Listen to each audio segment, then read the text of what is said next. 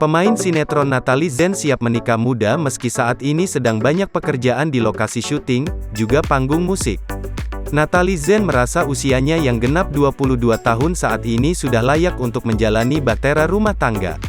Apalagi keinginan Natalie Zen menikah di usia muda itu sudah mengantongi restu orang tua.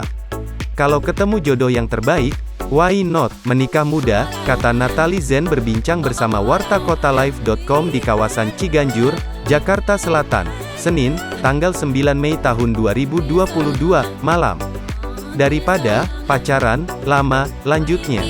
Dara berparas cantik ini merasa sudah layak menikah meski baru saja mengakhiri kisah cintanya bersama pemain sinetron Chris Lauren. Kalau punya pasangan, harapannya harus sejalan dan sepemikiran, seagama dan sayang aku dan orang tua.